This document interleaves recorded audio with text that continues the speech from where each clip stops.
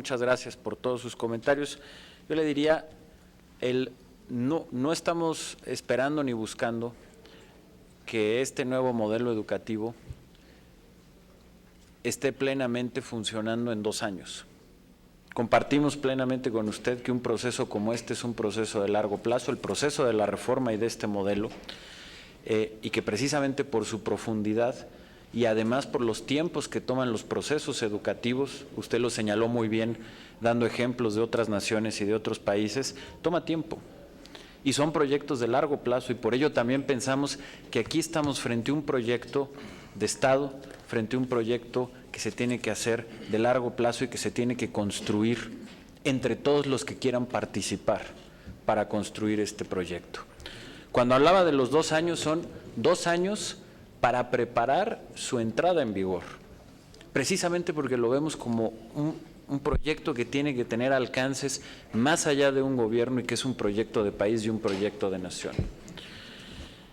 Se arrancó, como lo recordó aquí muy bien el senador Romero Hicks, con un conjunto de foros que se hicieron en 2014, en donde hubo una participación con más de 15,000 ponencias, que se dividió en 3 foros, no repito, ya lo explicó el senador Romero Hicks, y que eso fue parte de los insumos con los que se hicieron estos documentos.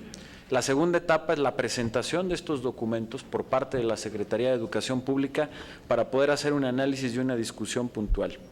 El tercer paso es pasar por un proceso amplio de discusión con diversos actores, como es el Congreso, y como son, por supuesto, los maestros. Y como deben de ser, y aquí, y que ese es el ánimo que se tiene con este proceso de diálogo y de escuchar, tomamos la propuesta que hace el senador Romero Hicks sobre también buscar algún método para incluir en el proceso de consulta a los alumnos, a los niños, que debe ser parte también de este proceso. Cuando concluya este proceso, auxiliados con el trabajo que está haciendo de manera muy profesional el CIDE para sistematizar todas las propuestas que se hayan hecho, corresponde y es la labor de la autoridad educativa definir cuáles son los documentos finales a partir de este amplio proceso de análisis y de consulta. Cuando se tengan esos procesos vendrá una quinta etapa que tiene que ver con los cambios en los planes de estudio, con los cambios en los planes de estudio de las normales que debe formar parte de la transformación integral a la cual, como recordó bien el senador Romero Hicks, también nos obliga la reforma educativa y que, como lo dije desde un principio, en esta propuesta de modelo se perfila de manera general hacia dónde tiene que venir el cambio de la educación normal, pero que requiere de una política específica que, como lo hemos platicado, se está trabajando en ella. Los nuevos libros de texto y las nuevas guías de los materiales educativos y, por supuesto, algo fundamental, que es la capacitación a los maestros ya en funciones sobre estos cambios y sobre el modelo. Y por ello, precisamente por ello, nos va a tardar 2 años hacer todos estos pasos y esta preparación para llegar al momento en donde entre en vigor esto en las escuelas y a partir de ello venga el proceso de transformación real, que va a tomar también mucho tiempo. Pero justamente tomando en cuenta experiencias anteriores en donde se hacía en la Secretaría de Educación Pública, en una oficina, un diseño de este tipo, sin consultarlo con nadie, y después de un día para otro se les imponía a los maestros en las escuelas. Aprendiendo de esa experiencia, estamos conscientes que eso no iba a funcionar y que por ello teníamos que seguir esta secuencia de 5 pasos que se van a tardar 2 años simplemente para preparar el que entren en vigor y entonces sí iniciar el cambio. Y esto lo digo porque no quiero que se confunda de que pensamos que todo esto va a estar ya en la realidad en 2 años. Son 2 años para preparar su entrada en vigor y a partir de ello hacer esas transformaciones, porque coincidimos plenamente con lo que usted ha planteado, de que este es un proceso que tiene que tener objetivos de largo plazo. Usted ponía el ejemplo del inglés, lo compartimos plenamente. Aquí se señala como algo que tiene que ser fundamental en nuestra educación y que la aspiración es que dentro de 2 décadas toda nuestra población de jóvenes y de niños de ese momento puedan ser bilingües o trilingües. Y por supuesto que es un objetivo, pero que se va a cumplir en 2 décadas, porque sabemos perfectamente lo que usted aquí señaló con una gran claridad. el rezago estructural que tiene nuestro sistema educativo, que no ha formado maestros de inglés, y la formación de los maestros tarda tiempo, y la cantidad de maestros de calidad de inglés que se requiere para que haya en cada una de las escuelas y de los planteles es muy grande. Pero se está planteando la meta, se está planteando la forma y cómo llegar a ello precisamente en un plan que lo que intenta y lo que busca hacer es un plan de largo plazo. Coincido también con usted y a lo mejor no expresé con claridad mi comentario anterior. Yo creo que sin duda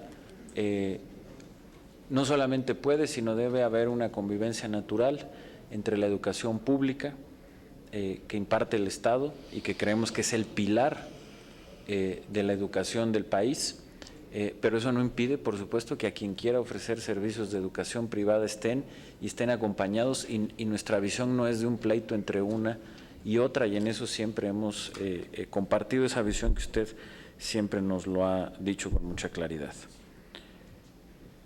Senadora Marta Palafox, que agradezco mucho sus comentarios.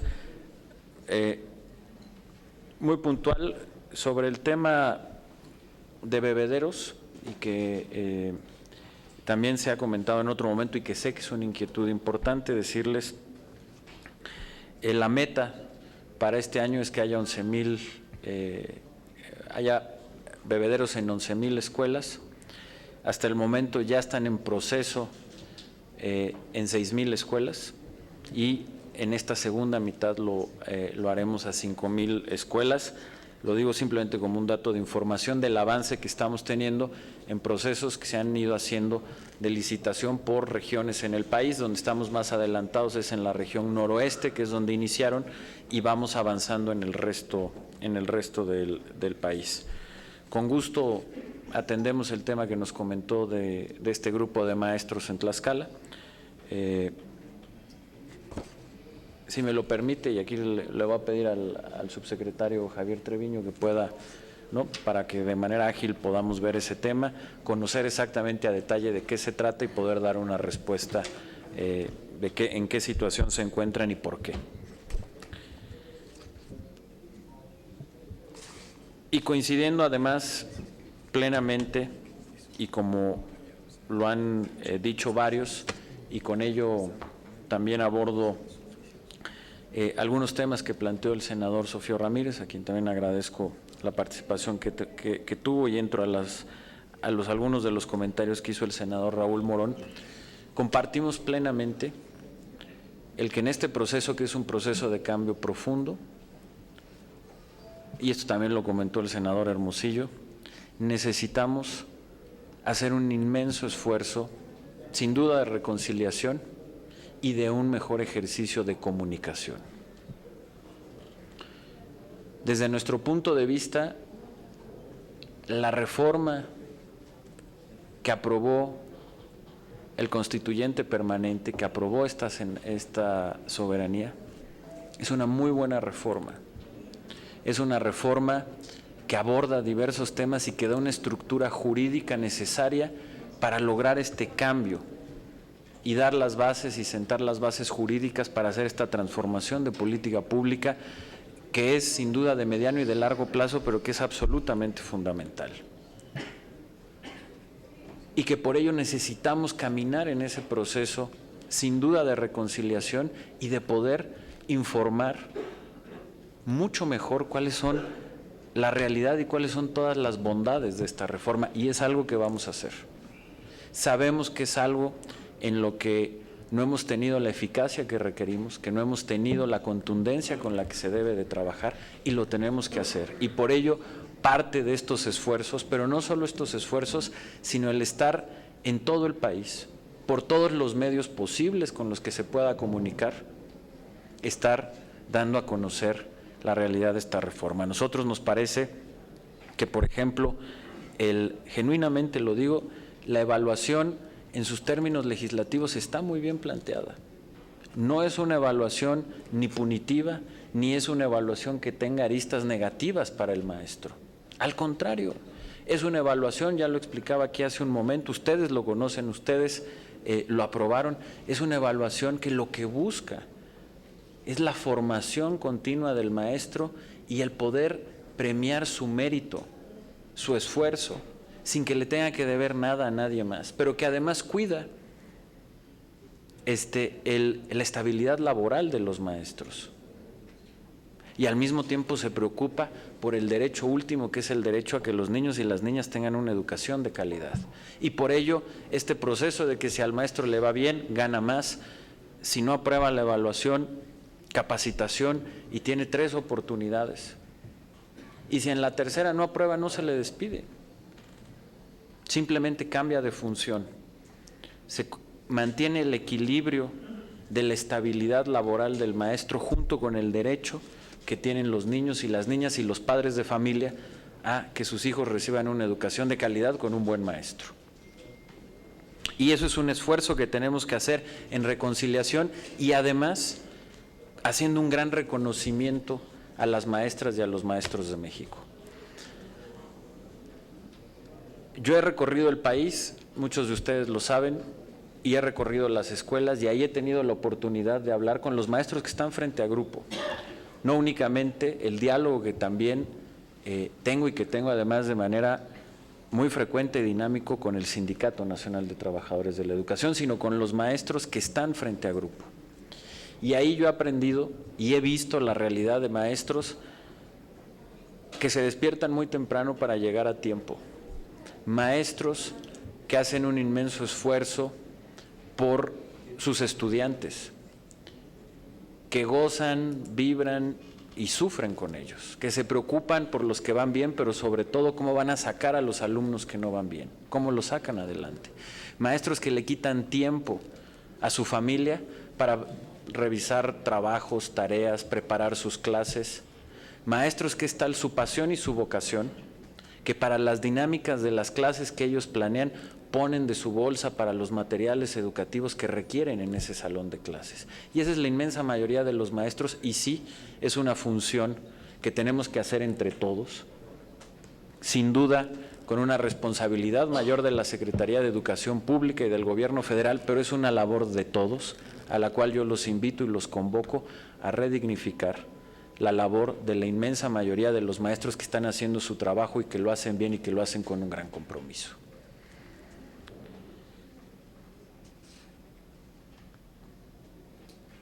Creo, y con esto he abordado parte de las últimas inquietudes de quienes han participado y que agradezco su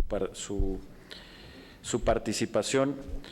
Reitero, el tema de las normales, como lo dije desde un principio, está aquí planteado de manera general porque haremos una propuesta muy específica, siguiendo también lo que nos ha mandatado la reforma, como se desprende de cada uno. Lo que está aquí en el modelo es una guía de los 5 ejes de este nuevo modelo, pero cada uno de ellos tiene una política pública específica que se desarrolla con mucho mayor detalle. Es el caso de la escuela al centro, es el caso de la propuesta curricular que está aquí, es el caso, por supuesto, de la formación docente de los maestros, tanto de la capacitación, que reitero, estamos a las órdenes para presentar esa estrategia. Se hará cuando presentemos en específico el tema de las normales, por supuesto la evaluación, etcétera, etcétera. Todo esto tiene en algunos casos ya más desarrollado, en otros siendo un proceso, porque es precisamente un proceso de cambio, tendrá la política pública concreta que nos permitirá llegar a lo que aquí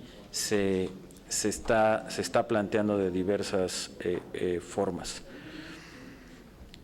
Quisiera, y aunque aquí me desvío muy rápido, antes de entrar al cierre, en donde agradezco el ejercicio de cierre, que además en gran medida creo que resume varias de las inquietudes que hizo el senador Romero Hicks y que quiero hacer algunos comentarios puntuales.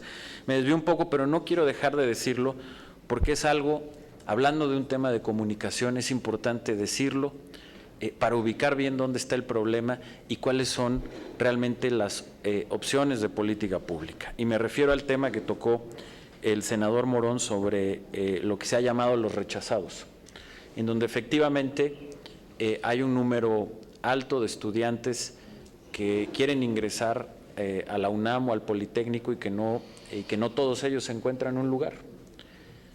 Y esto es así y esto pasa en muchos lugares del mundo, en donde las universidades con mayor calidad pues son en donde los estudiantes buscan tener su primera opción y no todos lo consiguen y no todos lo logran.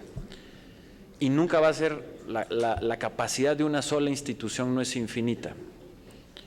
Pero aquí lo importante, porque lo que no se puede quedar como idea es que en la zona metropolitana de la Ciudad de México hay estudiantes que se queden sin una opción.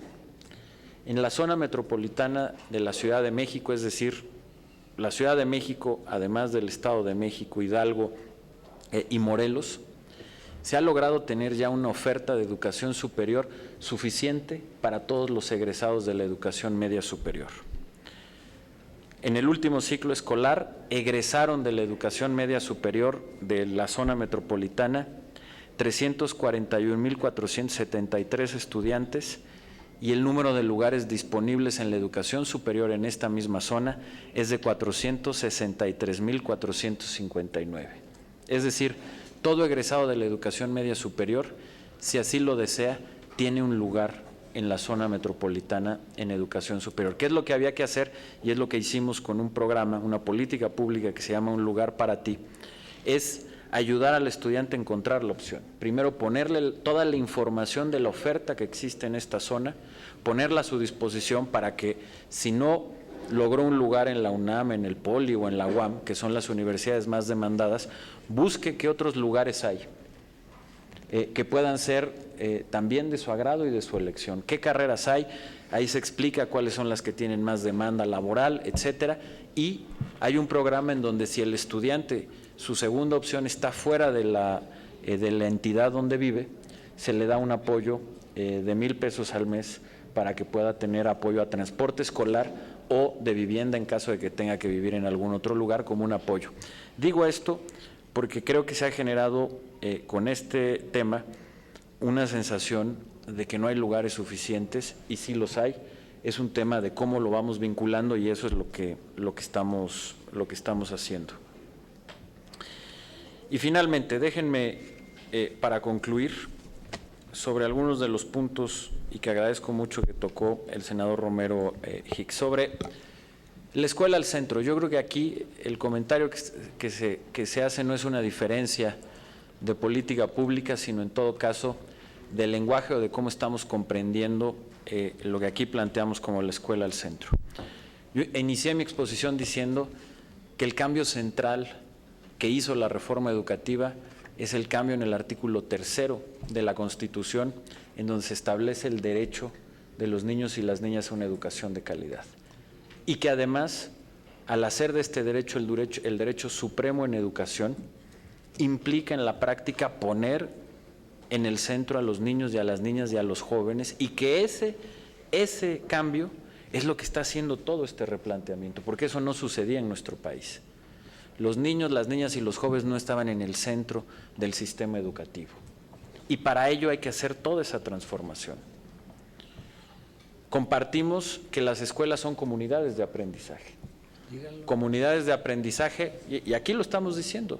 Las escuelas son comunidades de aprendizaje en donde están los alumnos, en donde están los maestros, en donde están los padres de familia, en donde está la infraestructura, los materiales educativos y en donde sucede el proceso educativo. Nuestra visión de las escuelas no son los edificios. Cuando aquí hablamos de escuela, estamos hablando de una comunidad de aprendizaje que se llama escuela y que tiene un lugar físico y que es importante, pero cuando hablamos de poner a la escuela en el centro, no nos estamos refiriendo a los edificios, estamos hablando de poner esa comunidad de aprendizaje en el centro del sistema educativo. ¿Por qué? Porque ahí es donde están los niños y es donde los niños interactúan con los maestros y es donde los niños tienen acceso a los materiales educativos y es donde aprenden a convivir. Entonces, en ese sentido, no tenemos ninguna diferencia con el planteamiento que usted ha hecho. Y aquí aclaro, cuando hablamos de poner a la escuela en el centro, estamos hablando de poner a esa comunidad y no de poner a un edificio en el centro, como creo que es claro y es donde se hace este planteamiento central. Y precisamente y aquí voy al tema de autonomía, precisamente porque compartimos este punto que usted señala de que a lo largo de las décadas el sistema educativo, las escuelas estuvieron centralizadas o han estado altamente centralizadas. Tenemos que iniciar un proceso de autonomía en muchos aspectos. ¿No está terminado? No. Existen las condiciones para hacerlo, hay que crearlas. Precisamente de eso se trata la reforma educativa y este modelo. Si eso ya existiera o ya existieran esas condiciones, esta reforma y este modelo no serían necesarios. Sin duda alguna estamos hablando de un esfuerzo fundamental, enorme, titánico que tiene que hacer el Estado mexicano, que tenemos que hacer todos. Pero hay que plantearlo y hay que dirigirlo. Es una realidad que para que pueda haber un buen aprendizaje, para que estas comunidades de aprendizaje funcionen bien, tienen que tener mayores márgenes de autonomía, bajo una política planeada en donde haya ciertos estándares, pero no podemos sofocar a la escuela. No podemos no permitir que en la escuela se den estos procesos creativos que tienen que existir, que no permitamos que los maestros tengan iniciativas, que construyan su propia ruta a través de los consejos técnicos escolares. Hoy sabemos que una de las claves para que funcione bien un sistema educativo, como los que aquí se han mencionado, Corea, Finlandia, el que quieran, tiene ciertos grados de autonomía de gestión, de autonomía curricular, en todos sentidos, no absolutos, por cierto. En ningún lugar son absolutos. Todo parte de un equilibrio entre una visión de país, entre criterios nacionales, entre políticas públicas nacionales, pero que tienen que convivir, y más en un país tan diverso como es el nuestro, y que aquí se ha mencionado muchas veces, tiene que convivir con esos márgenes que se tienen que empezar a dar de autonomía de gestión, de autonomía curricular, que además aprendan a responder a esa gran diversidad regional que tenemos, como lo señaló, por ejemplo, el senador Sofío Ramírez en su intervención. Y por ello es el camino que está trazado y es el camino sobre el que tenemos que trabajar. Pero hay que decirlo, esta es la primera propuesta que lo hace así. Y por algo se empieza, una propuesta estructurada, planteada. Propuestas de diversos tipos, académicas, de legisladores, han existido muchas, pero aquí lo que está es poner en lo que va a ser este nuevo modelo y el nuevo plan de desarrollo curricular platicado y conversado entre todos. Pero ese es el valor, porque nos está marcando una vez más el norte y la brújula de hacia dónde tenemos que ir. Si no tenemos ni siquiera eso, todo lo demás sería imposible de hacer. Sobre eso lo dejo al final. Comunidades de aprendizaje. Los maestros. Creo que ya hablé sobre el tema de la dignificación, que compartimos plenamente. Ya hablé del tema de las normales, no lo repito. Y reitero, la evaluación, una vez más, creo que no hay diferencia, lo entendemos igual. La evaluación es un instrumento para saber qué está haciendo bien el maestro y en dónde debe de mejorar. Y la evaluación solo hace sentido con un buen sistema de capacitación, que es parte del cambio fundamental que se plantea en este modelo y que se tiene una política pública específica para ese propósito. Una prueba piloto, usted mencionaba, senador, bueno, sin duda se va a hacer, pero para ello tenemos que tener los documentos finales. Por eso explicaba todo el proceso. Inician con los foros que usted recordó de manera muy adecuada, pasó a que hiciéramos estos documentos, viene esta segunda parte de consulta y de análisis para poderlos enriquecer. Después de ello viene el aterrizaje de los nuevos planes de estudio de los niños y jóvenes, de las normales, los nuevos materiales educativos, los nuevos libros y, por supuesto, la capacitación a los maestros. Y ahí es donde tiene que haber un programa piloto para ir sobre la marcha. O sea, tiene que estar el proceso terminado y, como usted lo dijo, es un proceso continuo. Y precisamente la política pública, como es en el caso de la evaluación, y reitero, esa es otra de las grandes virtudes de la reforma que ustedes construyeron, hicieron y aprobaron, es que deja los márgenes para que la política pública, dentro de de la ruta que marca la ley, pueda tener una mejora constante. La reforma educativa que ustedes aprobaron no asfixia a la reforma, le da esa flexibilidad para que la política pública, como siempre sucede, tenga un proceso de mejora continua y que además se pueda adaptar a los cambios del país dentro de un marco muy bien construido, que es lo que delimita la legislación. Y por eso yo insisto y seguiré defendiendo esa propuesta y esa reforma que ustedes aprobaron y que nos permite estar en esa mejora continua que es la educación. Usted lo expresó muy bien. No es una foto, es una película que se construye día con día. Y por eso este marco jurídico es tan bueno, porque permite que no obliga a tener una fotografía del sistema educativo, sino nos permite hacer una película que se va construyendo día con día con una mejora continua de la política pública. Incluido estos mecanismos que ahora se empieza a dar a las escuelas de mayor flexibilidad para entender la diversidad de los alumnos, como usted lo planteó y lo dijo en diversos partes de su participación. Déjeme finalmente, por último, referirme a los temas sobre la gobernanza educativa que usted señaló, que creo que son muy importantes y que son el eje quinto de este modelo. Hay un reconocimiento a la necesidad de tener un federalismo mucho más vivo y activo. Y que además hemos dado pasos en ese sentido. Desde que estamos trabajando este equipo que está aquí en la Secretaría de Educación Pública, usted lo recordará, una de las primeras decisiones que tomamos fue dividir al país en 5 regiones educativas. En gran medida viendo algo que también señaló el senador Sofío Ramírez, que es la diversidad regional y cómo agruparla en problemas comunes. Y fuimos a la CONAGO y le hicimos a la CONAGO la propuesta de trabajar sobre 5 regiones educativas. ¿Para qué? Para darle seguimiento a la implementación de la reforma y a todos los temas educativos desde una visión regional y no, además, en un esquema en donde escuchemos a los gobernadores y a los secretarios de educación y conocer su problemática. Y hemos tenido un esquema de trabajar bajo esa regionalización en reuniones con cada uno de los gobernadores en este esquema y los secretarios de educación para conocer lo que ellos plantean.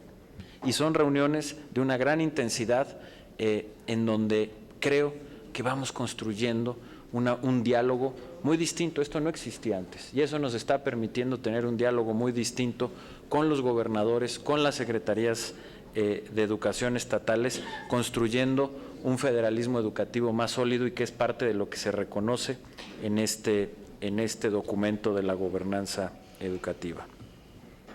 Lo mismo con el CONAPACE, los consejos escolares de participación social, que es donde se agrupan los padres de familia en cada una de las escuelas, van avanzando.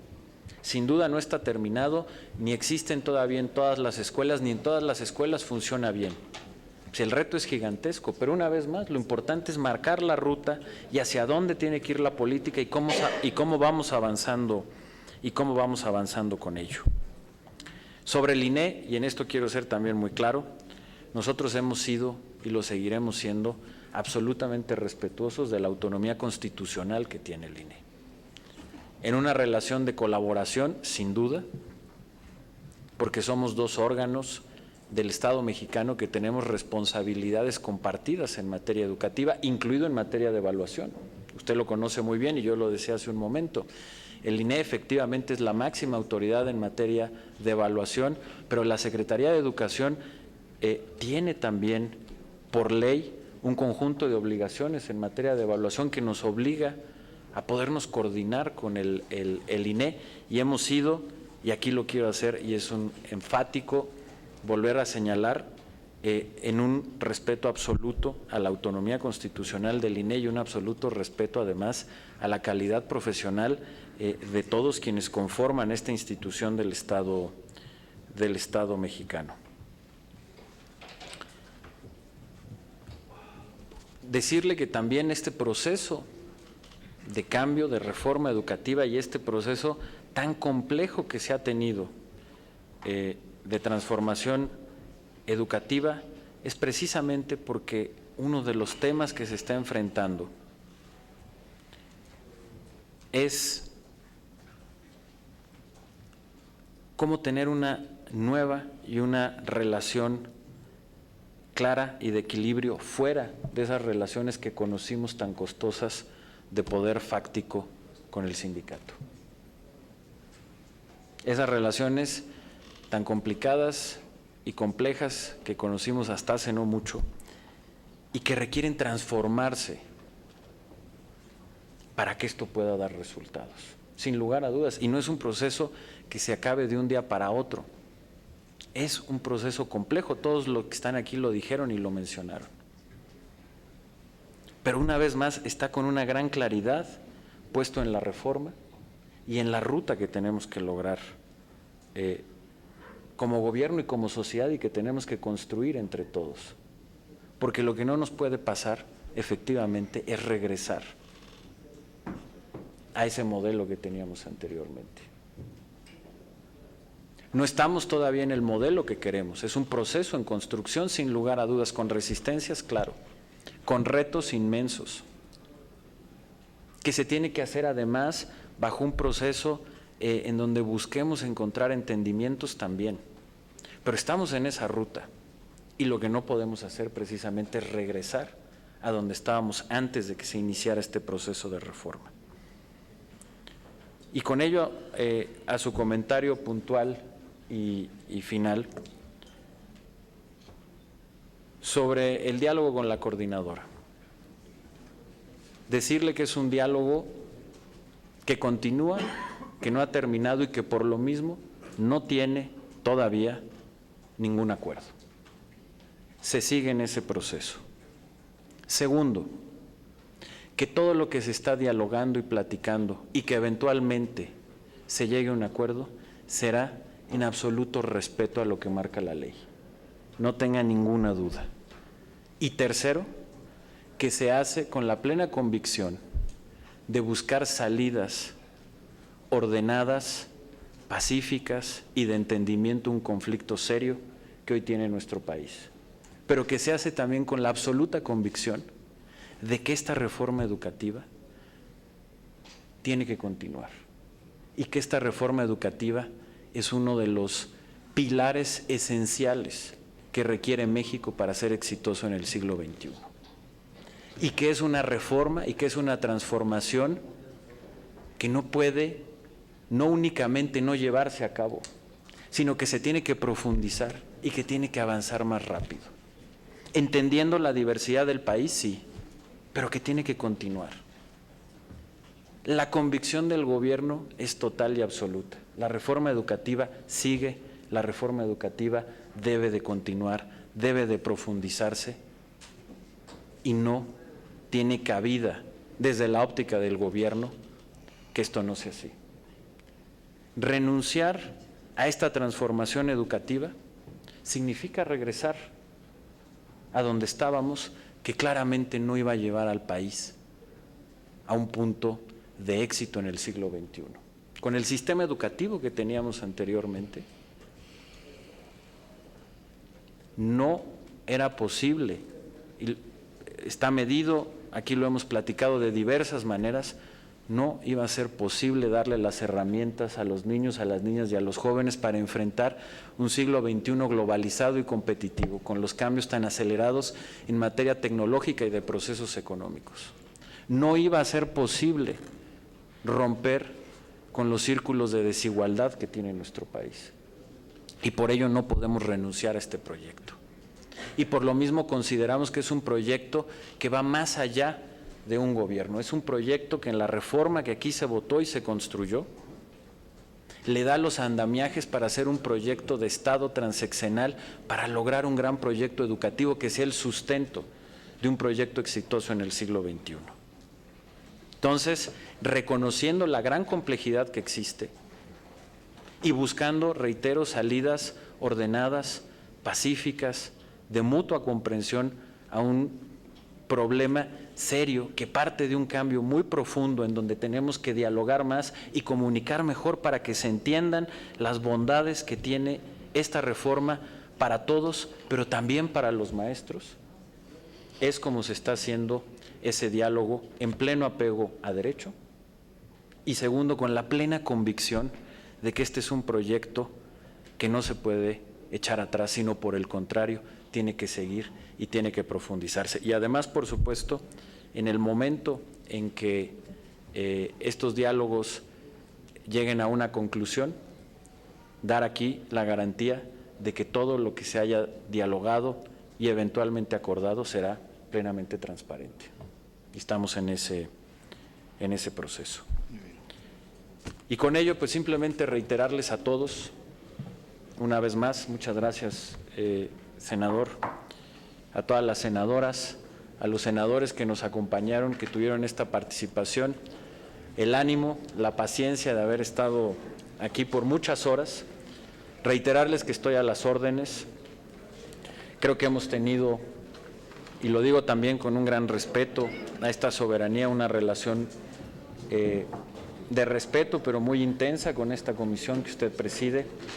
Hemos tenido ya muchas reuniones, no recuerdo ya cuántas, pero creo que son más de 6 reuniones que hemos tenido con la comisión, casi una cada 2 meses o menos, y reiterarles que estamos a las órdenes y que lo que queremos con la construcción de este modelo es que lo podamos construir entre todos. Que sea, repito, no el modelo nada más de la Secretaría de Educación, sino el modelo de todos los mexicanos. Los foros de consulta van a seguir abiertos hasta el último de septiembre y más allá de todos los comentarios que hoy nos hicieron, seguimos abiertos a todos aquellos que quieran agregar de manera escrita, que lo quieran platicar con nosotros para poder contribuir a que esto sea un modelo de todos y que sea altamente funcional, eficaz, para construir y hacer realidad el materializar el sueño de una educación de calidad que le permita un verdadero proyecto de desarrollo a México. Muchas gracias por su paciencia, por su apertura y reiterarme a sus órdenes.